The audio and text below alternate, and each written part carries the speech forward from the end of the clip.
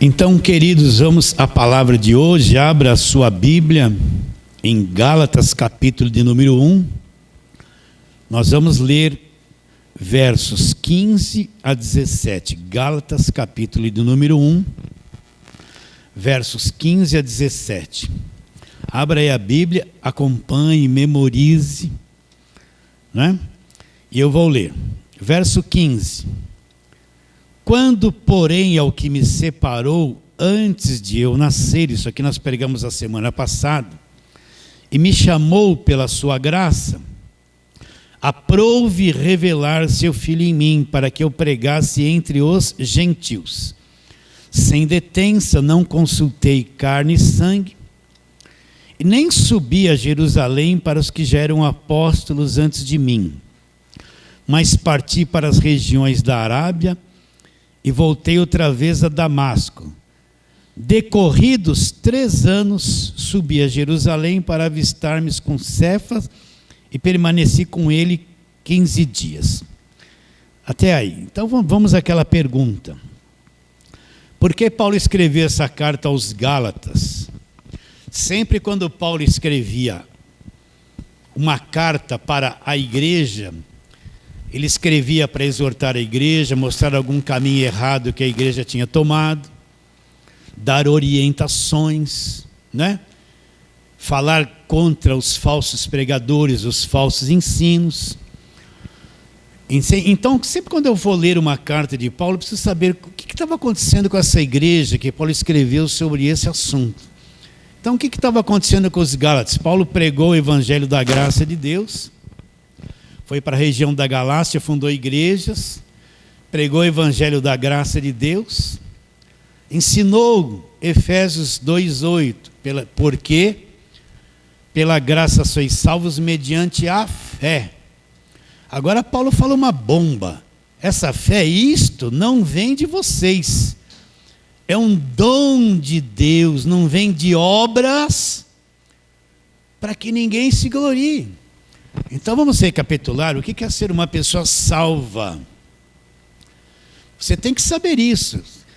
Uma pessoa salva é aquela pessoa que creu em Cristo, foi salva, liberta do império das trevas, arrancada da escravidão, liberta das cadeias, liberto de tudo. O nosso Salvador é poderoso. Cristo não nos salvou e nos largou e falou assim, ó, se vira, luta muito, porque se você der uma mancada, você vai perder a salvação. Não, Cristo é poderoso, eu criei nele, olha, eu não entendia nada disso, eu criei em Cristo, eu descobri ele é real. Fui salvo, mas não tenho entendimento de nada, eu não conheço a Bíblia, não conheço o Evangelho. Mas quando eu criei de verdade, eu me tornei uma pessoa salva, ele me libertou do império das trevas, me transportou e me pôs no reino do Filho do amor dele. E se eu tivesse um monte de cadeias, prisões, fosse macumbeiro, seja lá o que for, eu fui liberto de tudo isso, só que eu não sei. Eu entrei numa igreja, criei em Cristo, eu não sei nada dessas coisas. Eu não sei o que é ser salvo. E tudo isso ele fez por mim pela graça dele, não foi porque eu me esforcei, eu paguei um preço, não foi porque eu comprei em Deus com um envelope cheio de dinheiro de oferta, não foi porque eu fui bonzinho demais, ou Deus olhou para mim assim, falou, nossa, você fez essa coisa boa, então vou te salvar porque você fez essa coisa boa, e me salvou. Não, é a graça de Deus que se torna salvadora.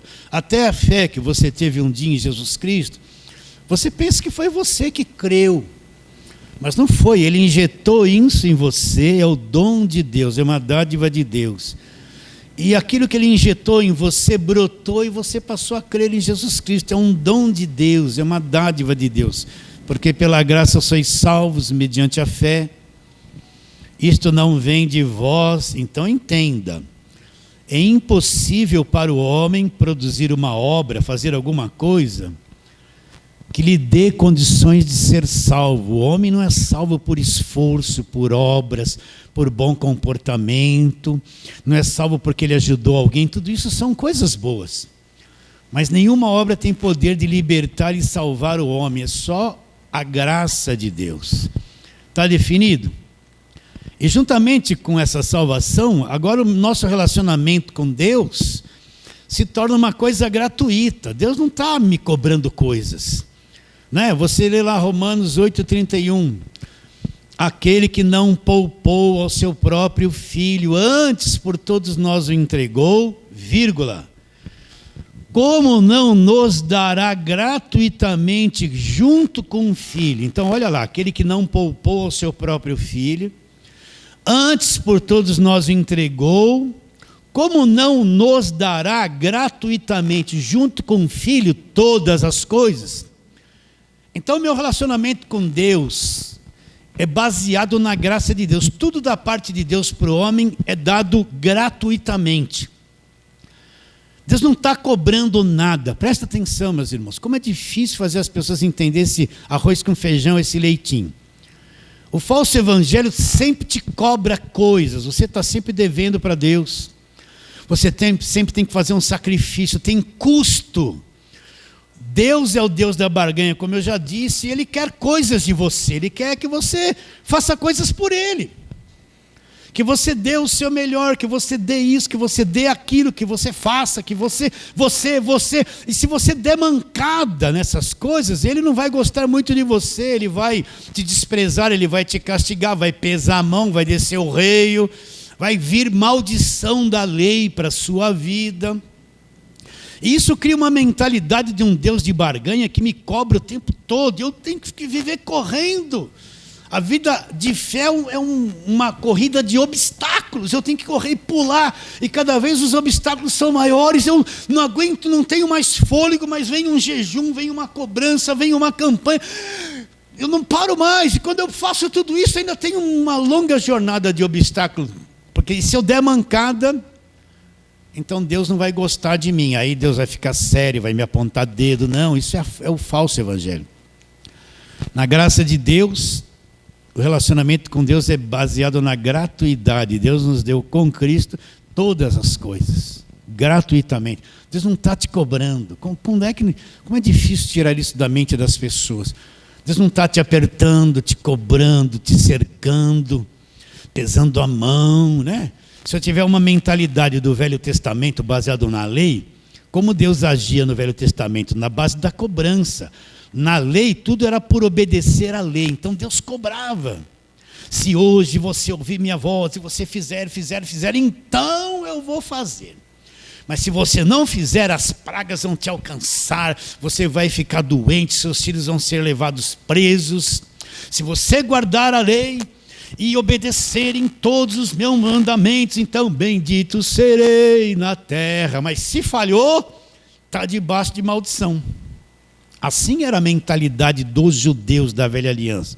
Na graça de Deus, no Novo Testamento, nosso relacionamento com Deus é baseado tudo na gratuidade de Deus. Estamos debaixo da graça de Deus. Paulo ensinou isso para os Gálatas. O que eles fizeram? Paulo se ausentou e se introduziu na igreja dos Gálatas os pregadores da velha aliança. Então, uma coisa que você tem que entender, você está cansado de me ouvir falar isso?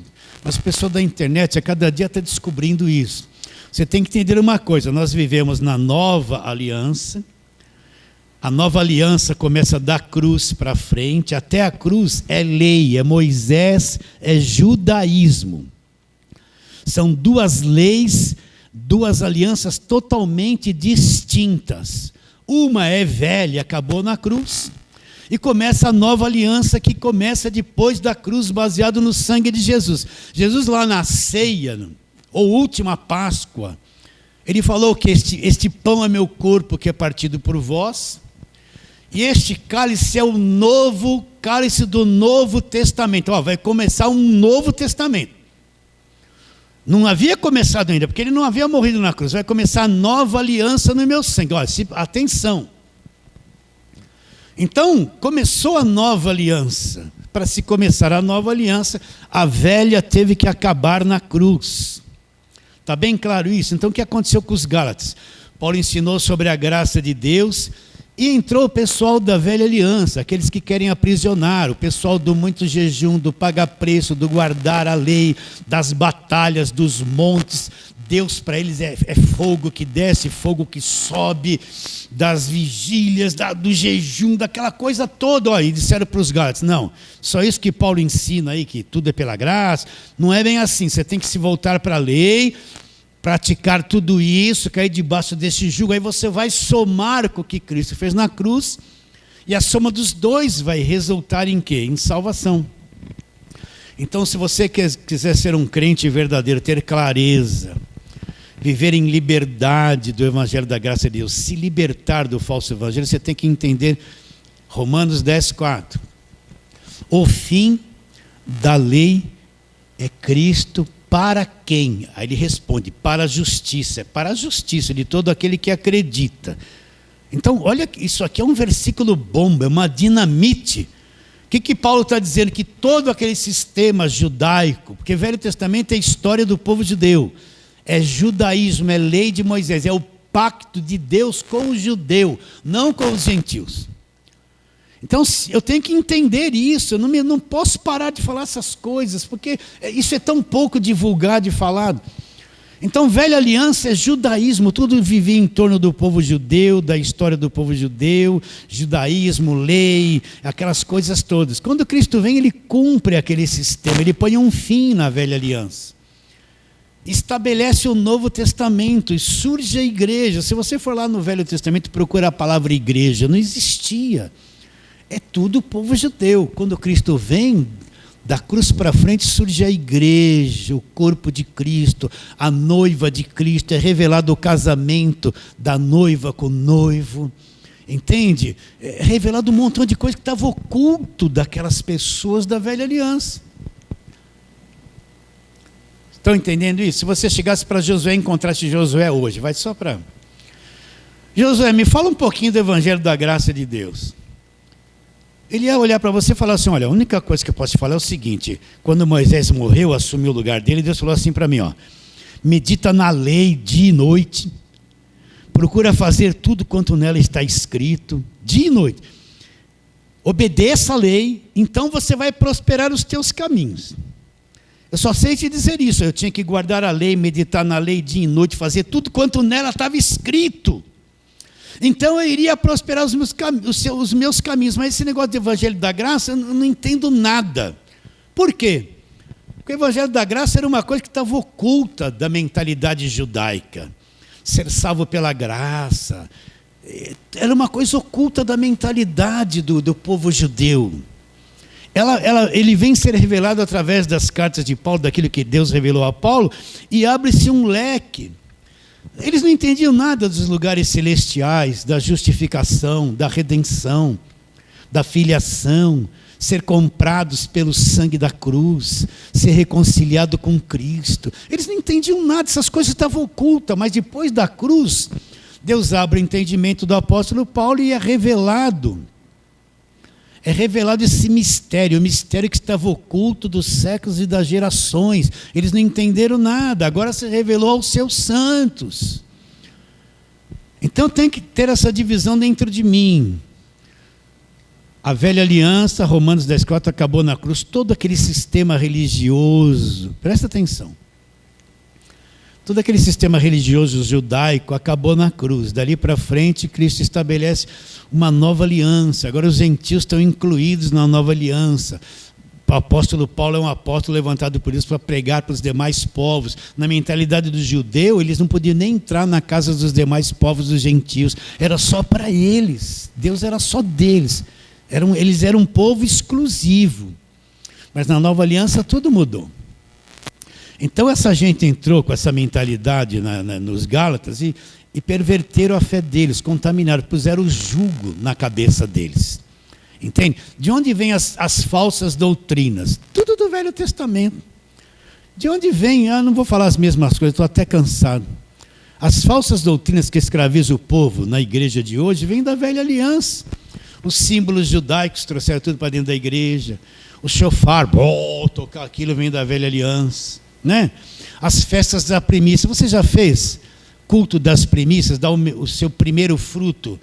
É tudo coisa do Velho Testamento, as festas judaicas, tudo isso não tem nada a ver com o Evangelho, tudo isso acabou na cruz. Então essa gente se introduziu na igreja, perverteram a fé dos Gálatas. Os Gálatas deixaram-se introduzir essas falsas doutrinas e se desviaram do evangelho da graça de Deus. Aí Paulo diz, verso 6 do capítulo 1.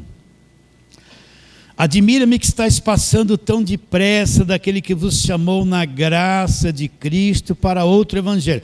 Nós temos umas 5 pregações do verso 6 até o verso 9. O qual não é outro, senão alguns que vos perturbam e querem perverter o evangelho de Cristo. Então, esses que vêm pregar judaísmo, pregar esse falso evangelho, são perturbadores. São as igrejas que estão mais debaixo da lei de Moisés, do judaísmo, do que do evangelho da graça de Deus. Você pode ver que quem frequenta esses lugares, eles vivem ameaçados pelo diabo, ameaçados pela condenação, sempre eles estão presos por alguma coisa, sempre estão devendo. É lá que eles fazem os sacrifícios em dinheiro, é lá que eles pedem a maior oferta, tudo que a pessoa tem, o dízimo, o trízimo, é nessa mentalidade. E quem vive num lugar assim, ele vive atormentado, ele está perturbado. Quer encontrar um crente perturbado? Entra numa igreja assim, o cara vive, estou em guerra, é um demônio. A cabeça dele é uma paranoia, não tem paz, gente. Tudo é conflito, tudo é problema, tudo é o diabo está ao redor, é uma retaliação, fizeram uma macumba, o olho gordo, é uma superstição. A pessoa vive assim, doida. Não leve a mal que eu vou dizer. Você já encontrou aquelas irmãzinhas do reteté que só vive em igreja assim? Tem horas que elas não falam coisa com coisa. Porque Deus me revelou, porque eu vi, porque o demônio subiu, porque o demônio desceu, porque eu estou em guerra, eu estou assim. É uma loucura, gente. É uma loucura. Não é? Quem vive em um lugar assim, eles estão perturbados. Por quê? Paulo disse assim, alguns vos perturbam, vieram trazer doutrina de perturbação e querem fazer o quê? Querem perverter o evangelho de Cristo. Aí Paulo diz, mas ainda que nós, ou mesmo um anjo vindo do céu, vos pregue evangelho que vai além do que temos pregado, seja amaldiçoado, seja anátema. Assim como já dissemos e agora repito, se alguém vos prega evangelho que vai além do que recebesse, seja o quê? Anátema. Paulo disse, ainda que venha um anjo do céu. Vamos supor que uma pessoa está orando e vem um ser brilhante lá, todo branco, resplandecente. Quando ele abre a boca, ele fala coisas que é contra o evangelho ou perverte o evangelho. O que eu tenho que fazer? Oh meu Deus, que revelação! Opa, está amaldiçoado. Mas é um anjo do céu, mas se não tiver a linguagem do evangelho... Não, mas ele o suor do apóstolo faz milagre. Tem a linguagem do evangelho? Para mim não serve. Não, mas olha o tamanho do templo. Olha, fala a linguagem do evangelho? Para mim não serve. Vocês estão entendendo? Seja lá quem for. Pode ter um canal de televisão, pode ter uma igreja de 300 mil pessoas. Se não tiver a linguagem do evangelho da graça de Deus, para mim não interessa. Por isso que eu preciso conhecer o evangelho. O evangelho filtra tudo que é mentiroso, tudo que é falso da minha vida. Estamos indo? O que eu tenho que fazer? Seja anátema. E Paulo vai discorrendo toda a carta dele, trabalhando nesse assunto, conforme nós, desde o começo do ano, aliás, desde novembro, estamos falando sobre esses primeiros versos de Gálatas. E nós chegamos ali no verso 15, do capítulo 1, onde Paulo fala, vou ler de novo até o 17. Quando, porém, o que me separou antes de eu nascer e me chamou pela sua graça, essa foi a pregação de domingo passado. Aprove a Deus revelar seu Filho em mim para que eu pregasse para quem? Para os judeus ou para os gentios? Para os gentios. Não consultei carne e sangue, nem subi a Jerusalém para os que eram apóstolos antes de mim, mas parti para as regiões da Arábia e voltei outra vez para Damasco. E decorrido 3 anos, então, depois de 3 anos que Paulo havia tido aquela experiência de ver Jesus, subi para Jerusalém e se avistou com Cefas, que era Pedro, e ficou 15 dias com Pedro. Eu fiquei pensando, por que Paulo foi para a Arábia, voltou para Damasco? O que Paulo fez nesses 3 anos? Não tem registro de nada. Não é? O que Paulo fez nesses 3 anos? Aí meditando, como ele mesmo disse, que ele não aprendeu o evangelho de homem algum, mas foi mediante a revelação de Jesus Cristo, eu cheguei a essa conclusão. Ele foi encontrar Jesus lá na velha aliança. Ele foi lá, como ele era judeu e conhecia o Velho Testamento, ele foi em cada promessa que falava a respeito de Jesus, ele foi meditar sobre a lei, sobre os sacrifícios, para trazer um paralelo com o sacrifício da cruz. Ele foi avaliar o sangue de animais da velha aliança para avaliar o sangue da nova aliança, que era o sangue de Jesus. Ele foi lá nos Salmos procurar o sofrimento que o Messias teria, e Paulo enxergou tudo aquilo que era a velha aliança e que havia cumprido em Jesus. Então Jesus foi revelando isso para ele. Olha lá, não estava escrito ali que aconteceria isso. Aconteceu, agora vem isso. Olha lá, não fazesse os sacrifícios com o sangue dos animais. Olha, Cristo derramou o sangue, estabeleceu a nova aliança. A nova aliança é superior à velha, tudo aquilo acabou. Então, Paulo, como judeu, conhecedor do Velho Testamento, ele foi tendo revelação do Evangelho da graça de Deus, tudo aquilo que se cumpriu. Por isso que ele foi hábil, foi mestre em mostrar o fim do judaísmo e o início do Evangelho da graça de Deus. Vocês estão entendendo? Agora, como aplicar isso para mim e para você? Repare bem.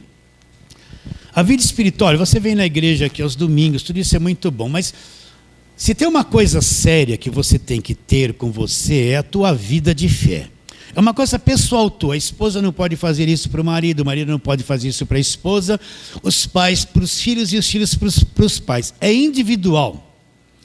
Então, se tem uma coisa que eu preciso desbravar e construir e enxergar e aprender e ter revelação, é do Evangelho da graça de Deus. Então, eu preciso me dedicar a isso, pedir orientação de Deus, participo do culto da igreja, da pregação. Eu não posso ter uma vida de fé relaxado, displicente. Eu vou lá ouvir um vídeo da pregação, fazendo um montão de coisa, né, com a mente. Então, eu fico o dia inteiro ouvindo um louvor, que a maior parte dos louvores que a gente ouve hoje não é evangelho. Tem um monte de heresia, um monte de música cantada, tem nada a ver com o Evangelho da graça de Deus. É música mais cantada para a pessoa alcançar e conquistar do que em louvor a Deus. E fico o dia inteiro, né, as irmãs hoje em dia trabalham fora, mas as que ficam em casa ficam lá. Estão em guerra, homem de guerra é Jeová, né? Toma posse, ouvindo isso o dia inteiro. Com a cabeça cheia de heresia. A vida de fé é uma coisa disciplinada. Eu tenho que ter um tempo para meditar, para enxergar, para ter revelação. Vocês estão entendendo isso? Como é que as coisas são reveladas a mim? Não vem assim, uma explosão. Deus ele é hábil em trabalhar com cada um de nós. Ele vai emendando um conhecimento no outro, um pontinho no outro. A minha esposa gosta de fazer lá tricô, crochê, né? Essa hora ela deve estar fazendo lá, com a irmã dela. Eu fico olhando aquilo, ela falou, por que você não aprende para fazer junto comigo? Eu falei, olha, eu não dou certo com esse negócio de agulha, até que gostaria. Olha, eu lavo louça, faço comida, mas esse negócio de agulha comigo não dá, né? Até gostaria, mas não vou dar muito jeito. Mas ela fica emendando um ponto com o outro, e para mim não está saindo nada naquilo ali. Mas daqui a pouco é uma coisa que vai saindo, uma toalha, um enfeite, uma flor, e aquele pontinho no outro, vem lá uma figura bonita com uma flor vermelha, com o negócio amarelo e as pontas rosa, né? Caramba, para mim aquilo era um nó, porque como emendando uma coisinha com outra vai dar em tudo aquilo. Então isso é a vida espiritual. Deus vai abrindo o meu entendimento. Você não come 3 vezes por dia. Bom, agora sabe o que estou fazendo para emagrecer? Eu só almoço assim, já se torna almoço e janta. O resto é fruta e às vezes nem como, né? Até emagreci, hein? Graças a Deus. Misericórdia, né, senhor? Estou brincando. A gente come 3 vezes por dia, não come? Sim ou não? É a mesma coisa a vida de fé. Tem que ter um trabalho, ligar um ponto num outro, né? Por exemplo, essa live de hoje aqui. À tarde o Walter vai postar. Durante a semana, só um exemplo, você não é obrigado a fazer isso. Ouça de novo, mas ouça assim, ó, caneta e papel, anota os versos. Depois você abra a Bíblia, pelo amor de Deus, abra a Bíblia uma vez por semana. Não fica só no Zap, no Facebook, pode ficar. Mas no meio de tudo isso tem que ter um tempinho. Abra a Bíblia, anotou os versos, vai ouvindo e leia lá, como você está fazendo aqui. Vai ligando um ponto no outro. Você já viu uma aranha tecendo a casa dela? Por incrível que pareça, quando eu era criança, naquele tempo que em São Paulo tinha bastante mato, eu tinha um quintal enorme e eu via. Aquela aranha, ela tinha um pé lá de limão laranja ligado numa ponta do galho de manga no meu quintal e eu fiquei lá. Aquela aranha fazia assim, ó, andava com aquele fio enrolando. Nossa, que trabalho, gente!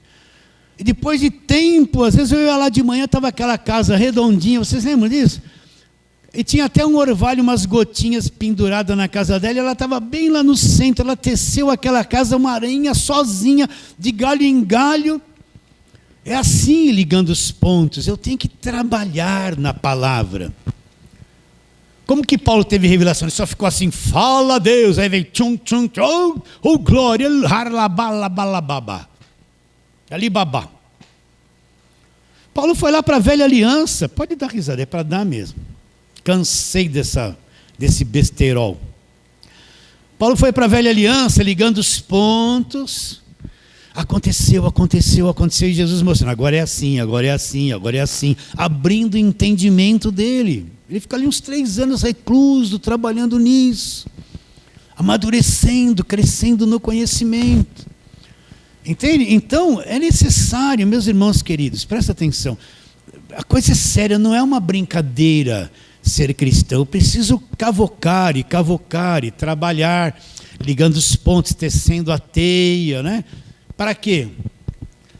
Para que esse contato com a palavra, com as pregações que a gente trabalha aqui, você vai tecendo, Deus vai abrindo o teu conhecimento, vai revelando, vai clareando, e eu não aprendo tudo em 1 minuto, é uma coisa lenta e trabalhosa.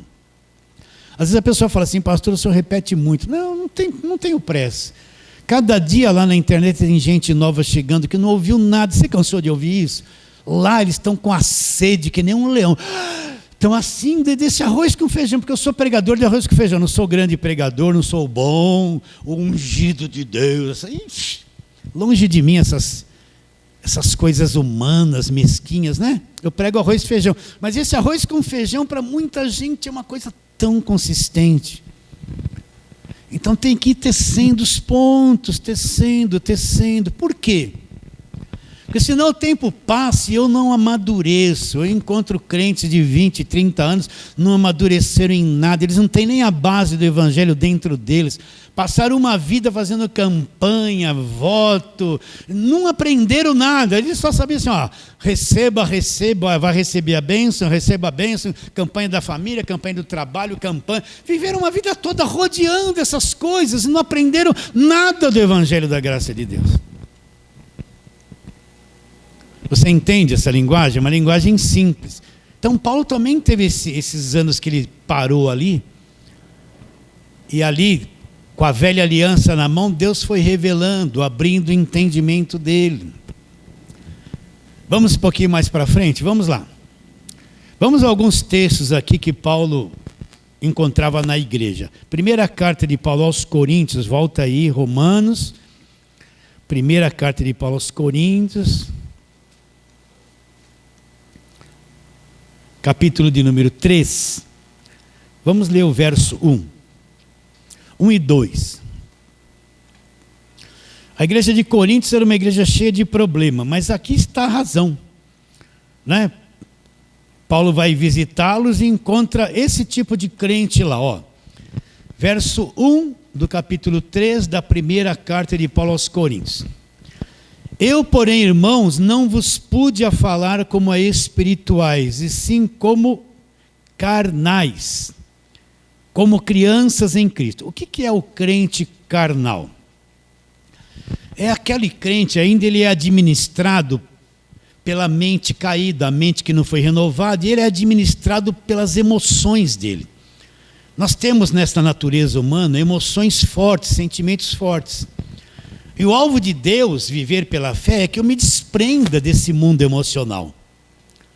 Esse mundo emocional tem uma voz. Você pode hoje, né, só um exemplo, estar escravizado por uma emoção que você sente que te traz sofrimento. Você sente isso é real para você. Ela te domina e você é impotente diante dela. Mas o alvo de Deus é nos tirar das emoções, As emoções que nós temos são emoções caídas, pervertidas, presas a coisas que nos destroem. Pode ver que nós sentimos medo, nós sentimos ansiedade, nós temos depressão, não é? Nós temos angústias. Eu não quero sentir essas coisas. Por que eu as sinto? Porque eu estou preso no estado emocional caído e que trabalha contra mim. Então você vê um monte de gente num conflito emocional. Elas estão na igreja, elas querem cantar música que mexa que põe para fora aquilo que ela está triste. Foi lá triste, né? Aí se você cantar uma música assim que adora Deus, ela não vai ficar muito satisfeita. Aí vem um corinho de fogo, é hoje a sua libertação, receba, receba. Por que ela faz isso e chora? Ela fala, a presença de Deus. Não, ela está angustiada, ela está escravizada emocionalmente. Aquele corinho ajuda, aquele louvor ajuda a externar a destruição que ela tem por dentro. Ela quer cantar aquilo todo culto para chorar. Porque ela não tem domínio sobre essa área da vida dela.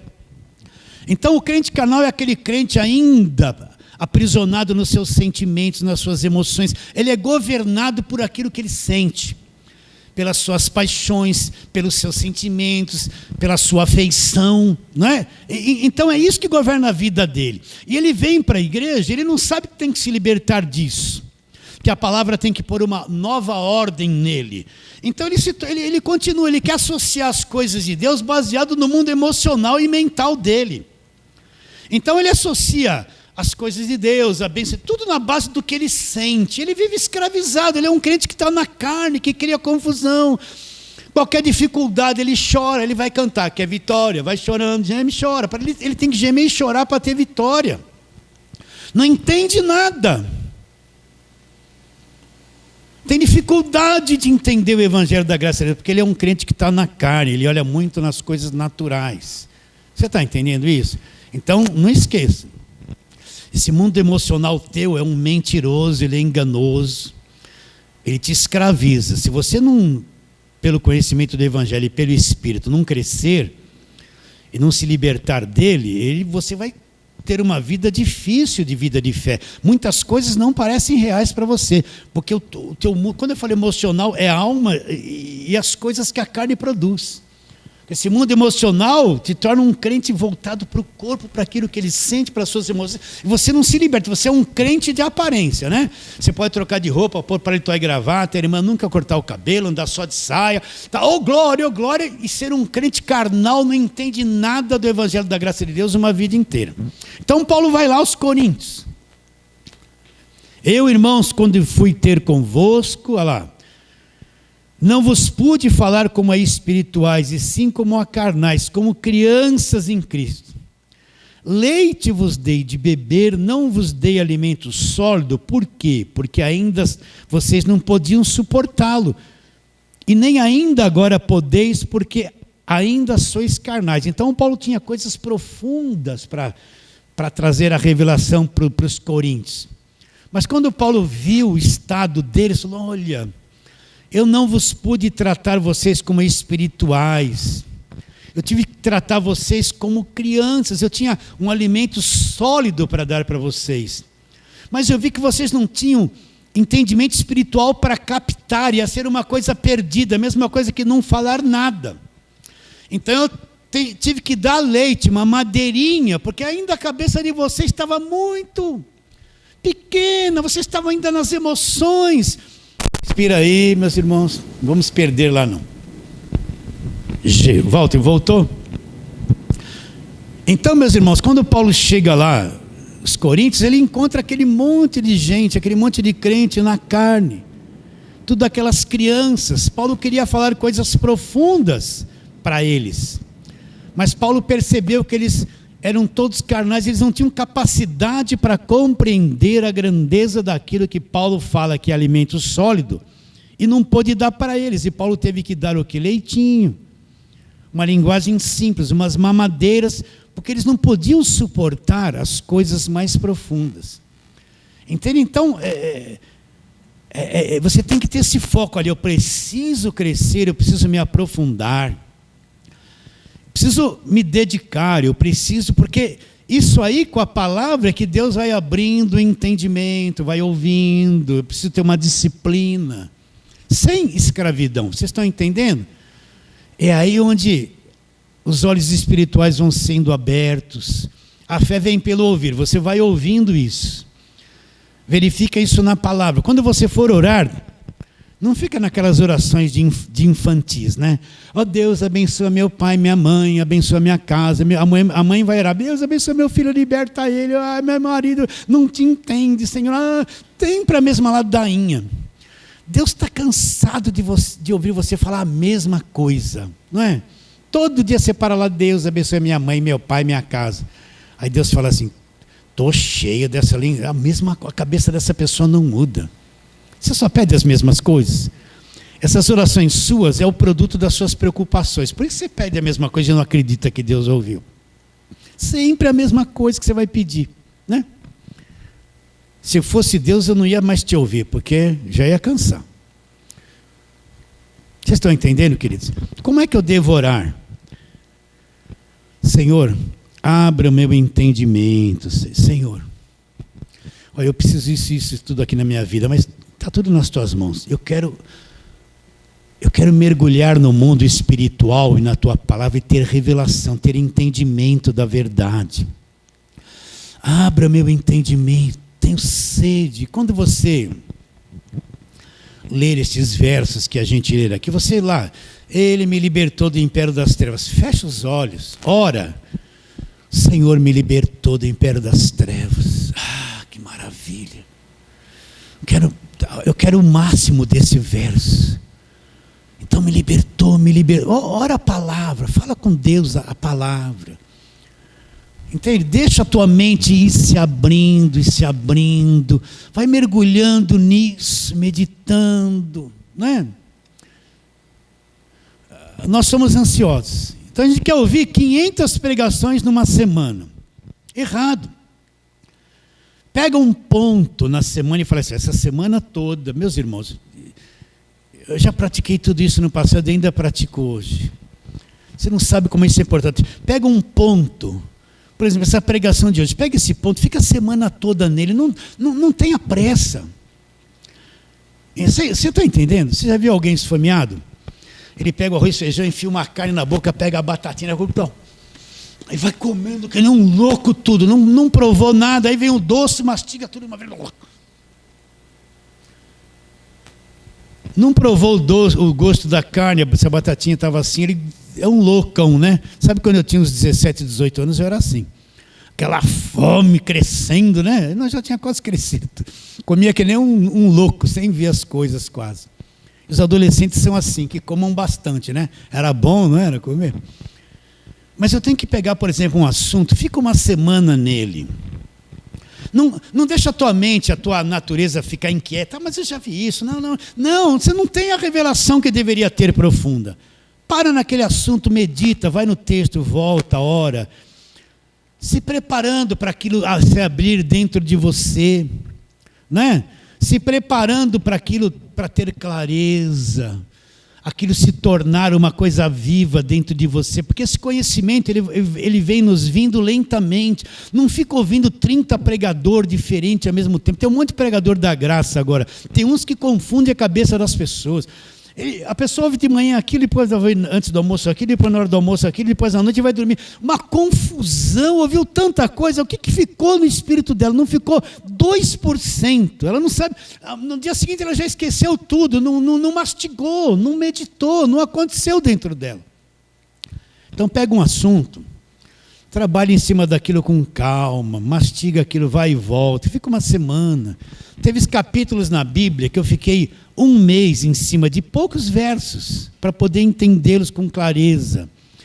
E em outros textos que dava luz sobre aquele texto, trabalhando naquilo, né?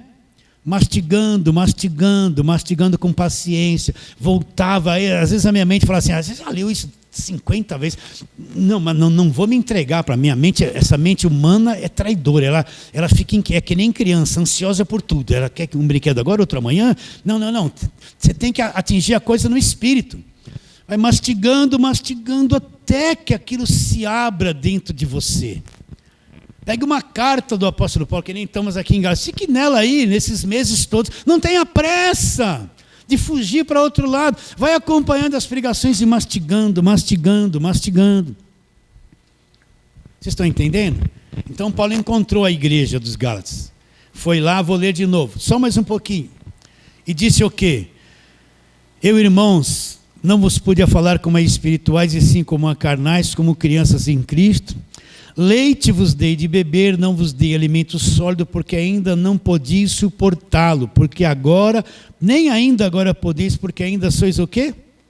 Carnais. Ainda estavam dominados pelas emoções e sentimentos. Deus para eles era uma questão de sentimento. Deus não é sentimento. Fé não é certezas das coisas que eu sinto, das minhas emoções.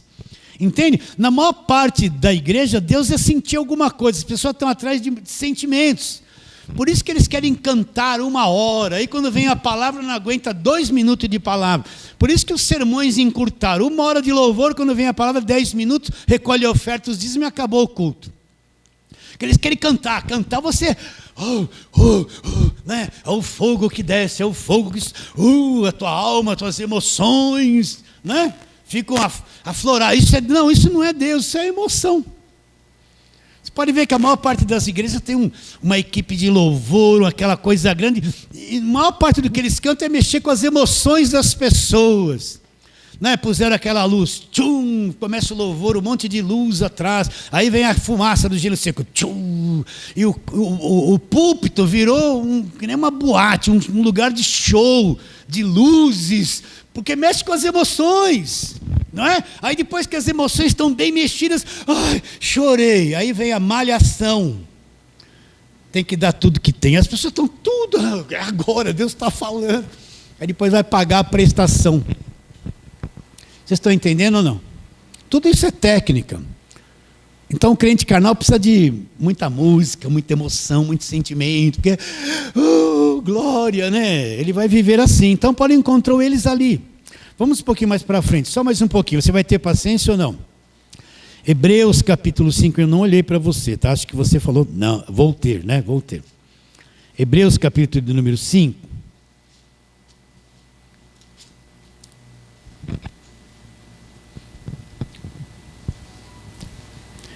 A partir do verso 11, Hebreus capítulo número 5, a partir do verso 11.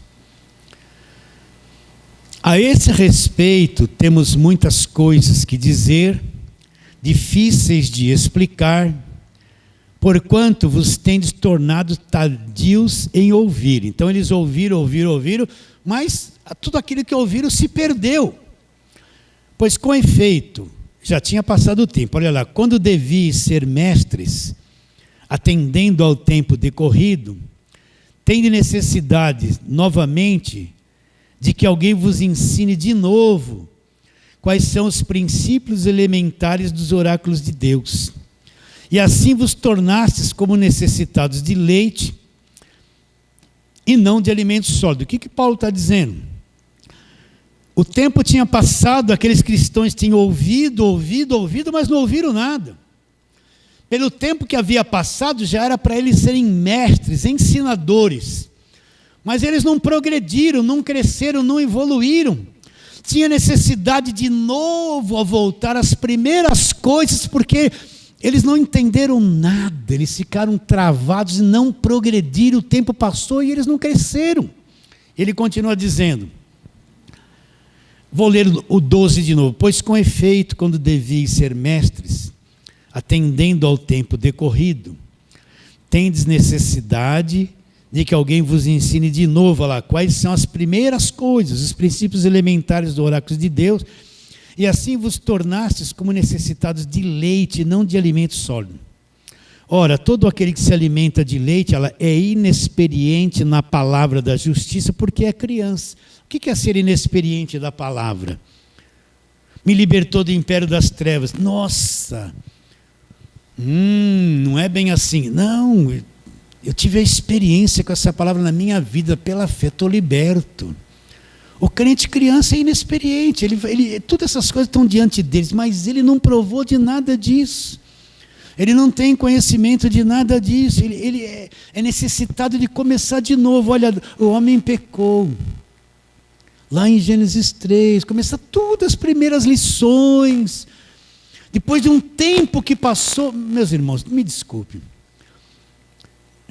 Depois que houve esse tempo de pandemia, houve a dispersão aqui na igreja, eu já encontrei alguns. Meu Deus, eu esperava encontrar pessoas maduras.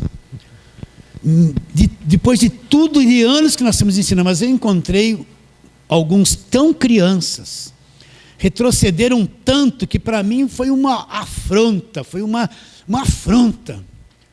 Porque a minha expectativa de alguns era que tivessem muito mais sábios, mas ouviram e parece que não ouviram nada. Tem que começar tudo de novo. Pior que às vezes foram para lugares que aprenderam tudo que não tinha que se fazer, né? Então, olha lá. Necessitados de leite e não de alimento sólido. Ora, verso 13, todo aquele que se alimenta de leite é inexperiente na palavra da justiça, porque é criança. Mas o alimento sólido é para os adultos, aqueles que pela prática têm as suas faculdades exercitadas para discernir não somente o bem, mas também o mal. Quem são esses adultos que têm as suas faculdades exercitadas? Que faculdades são essas? O nosso espírito. O conhecimento do Evangelho, a revelação exercitou o nosso espírito. Nós temos que nem um campo de força para detectar o que é certo e o que é errado. Não entra mais em nós a falsa doutrina, não entra mais em nós o falso evangelho. Nós estamos exercitados na verdade. Existe um escudo na nossa vida pelo conhecimento do Evangelho da graça de Deus. A gente sabe o que é, o que não é. Não somos mais infantis, acreditando em qualquer coisa. Pode vir aqui 500 profetas revelar, se não falar de acordo com a palavra, não entra. Pode vir aí gente famosa, é provado pela palavra, porque se der mancada, pode ser famoso lá. Para nós, está devendo. Exercitar, exercício do conhecimento do bem e do mal. Então, cria-se dentro de nós uma maturidade, uma sensibilidade. É que nem o alarme, né? Você passa lá, o alarme tem aquele detector, o sensor, né? Você põe lá umas lâmpadas, o Walter sabe bem disso. Quando você passa o detector, faz assim, geralmente ele sentiu a tua presença, acende a luz ali automaticamente. Depois de um tempo que você passou, desliga sozinho. É assim que as nossas faculdades ficam. Ela tem um detector que capta o que é errado, o que é certo, o que é mentiroso, o que é falso, o que é verdadeiro. Você pode ir em qualquer lugar, ouvir qualquer pregação, você vai ser sábio lá. Que você é exercitado na palavra da verdade, não vai ser enganado, capta as coisas, sabe o que é, o que não é. E tem outra, hein? Você fica tão maduro nisso que você vai perscrutar o espírito do pregador, se ele tem segunda intenção, se ele só está atrás do dinheiro do povo, se ele é malaca, né? Como diz a gíria, só está ali para dominar e fazer o povo de massa de manobra, se ele tem interesse que a pessoa aprenda, ou mantém aquele monte de gente ali sobre o seu domínio numa infância para poder usufruir do que eles têm. Você vai detectar isso. Você vai detectar as faculdades exercitadas para discernir o bem e o mal. Estamos indo? Só mais um pouquinho. Hoje estou indo longe demais, né? Efésios capítulo de número 4. Vamos lá, Efésios capítulo de número 4.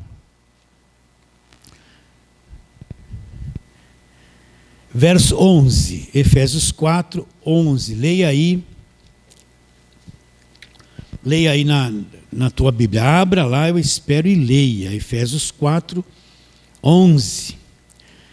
E ele concedeu uns para apóstolos, outros para profetas, outros para evangelistas, pastores e mestres, com vistas ao aperfeiçoamento dos santos, para o desempenho do seu serviço, para a edificação do corpo de Cristo. Agora ele diz, até que todos cheguemos a uma unidade de fé e do pleno conhecimento do Filho de Deus, a perfeita estatura ou varonilidade, à medida da estatura da plenitude de Cristo, para que não mais sejamos como meninos agitados de um lado para outro, levados ao redor por todo o vento de doutrina, pela artimanha dos homens, pela astúcia com que induzem ao erro, mas seguindo a verdade em amor, crescemos em tudo naquele que é a cabeça, Cristo. Depois fala do ajuste do corpo. O que Paulo está dizendo aqui?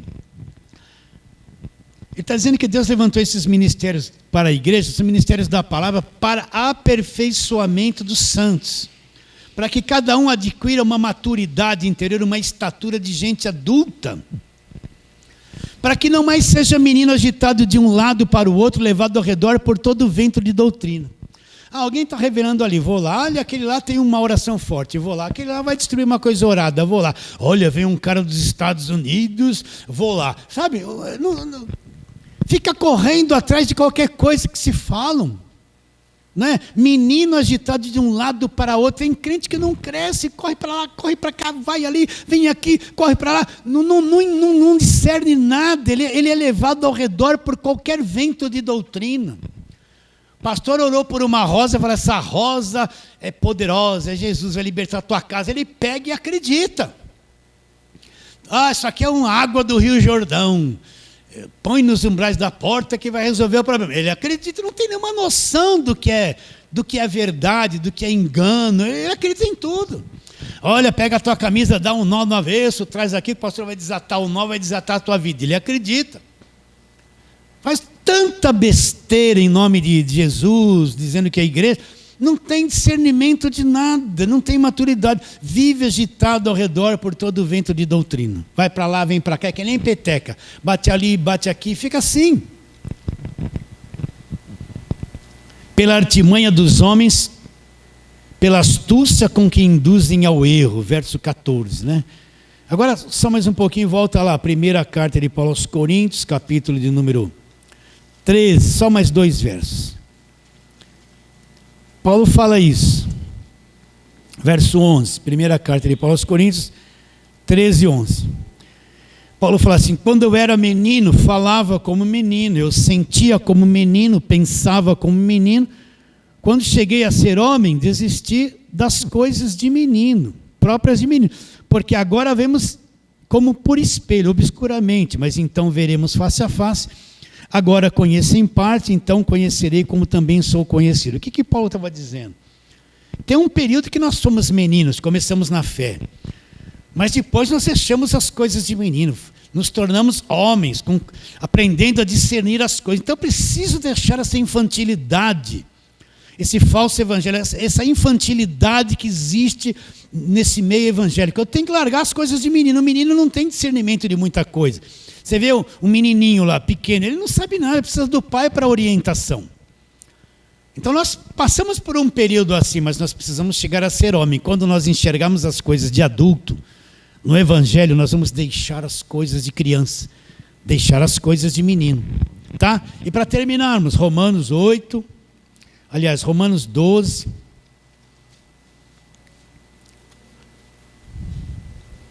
Isso aqui é fator fundamental, a mudança de mentalidade, a mudança de mente. Romanos 12, 1 e 2.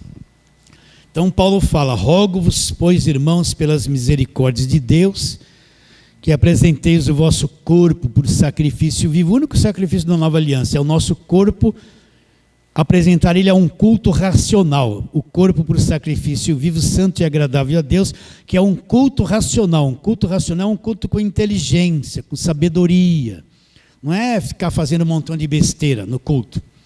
E não vos conformeis com este mundo ou com este século, conforme a tradução, mas transformai-vos, pela renovação da vossa mente, para que experimenteis qual seja a boa, agradável e perfeita vontade de Deus. Então o que Paulo está dizendo? Vamos falar em termos religiosos. Não tem a mesma cabeça que o mundo evangélico de hoje tem. Não tem essa mesma cabeça. Não pense dessa mesma forma. Essas igrejas da mídia, elas trouxeram um padrão de pensamento que não é o evangelho da graça de Deus. É o padrão do pensamento de você ser próspero, alcançar bênção, ter vitória, lutar contra o diabo, e tudo é macumba, um montão de coisa assim. Não vos conformeis com este mundo, com essa forma religiosa de pensar. A tua mente não pode se agregar a essas coisas defeituosas que estão aí. Mas transformai-vos. Como é que eu vou ser transformado? Vem aqui na frente que eu vou pôr a mão na tua cabeça, você vai ser transformado. Não vai. Se a tua mente não mudar, se a tua sabedoria da palavra não mudar, você não vai ser transformado em nada. Transformai-vos, é pessoal, vos. Como? Pela renovação da mente. Então, a minha mente tem que ser renovada, tem que tirar a velharia religiosa de lá, os hábitos religiosos, e entrar ali um conhecimento do Evangelho novo, de acordo com a revelação do Evangelho da graça de Deus.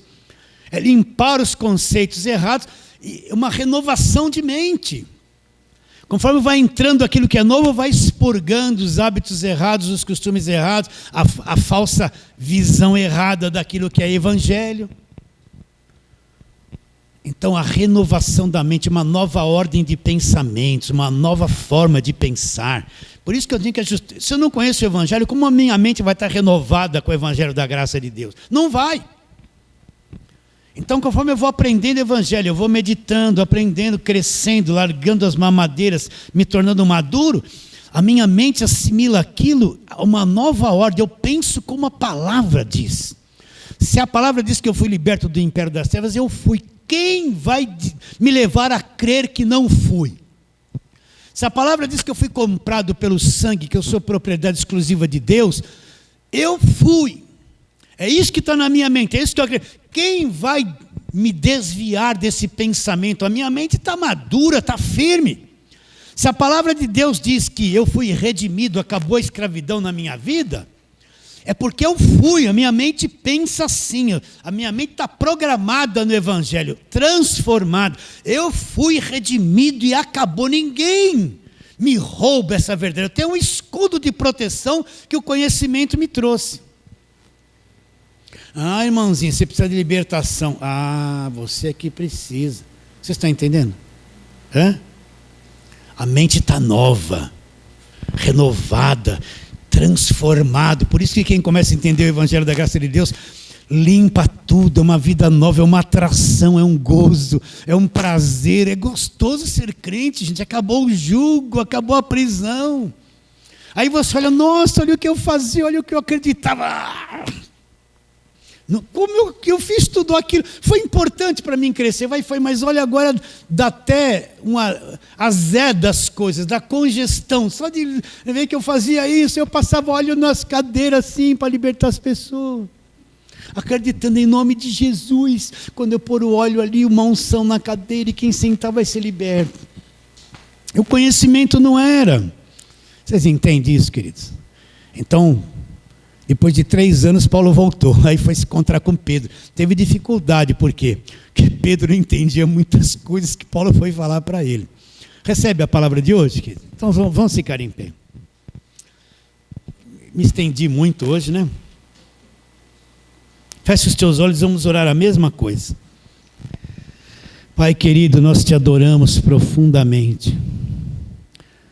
E que a revelação da palavra venha sobre cada um de nós, sobre os irmãos queridos lá do YouTube que nos acompanham, e que essa abundância de conhecimento, que torna os nossos sentidos espirituais exercitados para discernir o bem e o mal, se manifeste abundantemente na nossa vida, Senhor. E traga todos aqueles que fazem parte de nós. Tem muitos que estão por aí e fazem parte de nós. Traga-os, Senhor, que pouco a pouco a gente veja o rosto deles aqui e a coisa se complete numa nova etapa. Assim oramos crendo pela fé em nome de Jesus. Fale assim, amém. Então vamos